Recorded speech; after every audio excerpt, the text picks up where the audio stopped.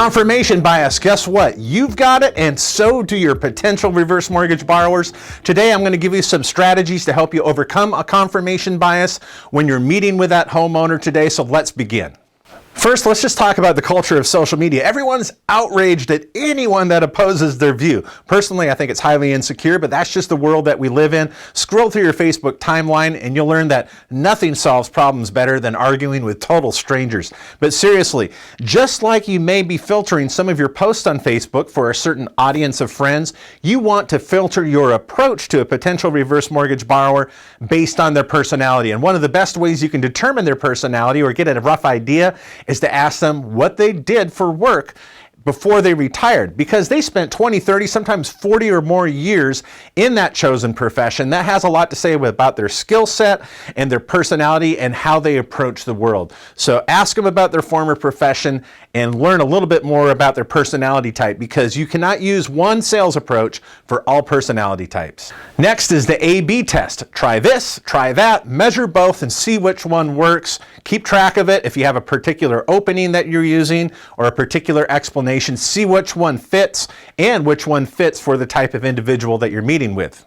The next one I believe is super important, and it works really well in debate as well, and it is this.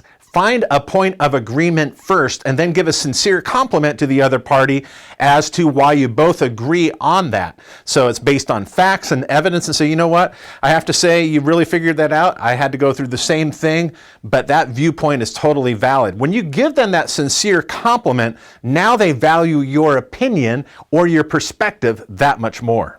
Play the judge for the day. So you can try this approach and say, just like a judge, pretend you're a judge for the day. You're going to do what? You're going to collect evidence.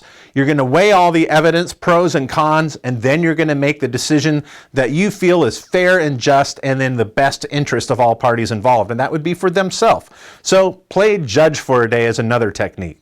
For the more analytical types, one of the ones I used to love to do is to give them an article from a financial professional who once completely opposed reverse mortgages, but then over time became an advocate once they really appreciated and understood the value of a HECM and retirement cash flow planning. So don't be afraid to give them that information, and in fact, it'll build more credibility if you do so. And as a bonus tip, if you were the one who once opposed reverse mortgages, don't be afraid to tell them that. You can be your best testimony yourself, saying, you know what, I was completely against the program too. I totally understand where you or others may be coming from, but here's what I found after I felt that way and where I am today. So don't be afraid to tell them if you were opposed to it. In fact, they're going to see that as honest, and they'll also appreciate the fact that you had the intelligence to look at evidence, to look at facts and information, the pros and cons about the HECM program, and then make an informed decision. So there you go, folks, how you can overcome confirmation bias as a reverse mortgage professional, at least with your potential borrowers.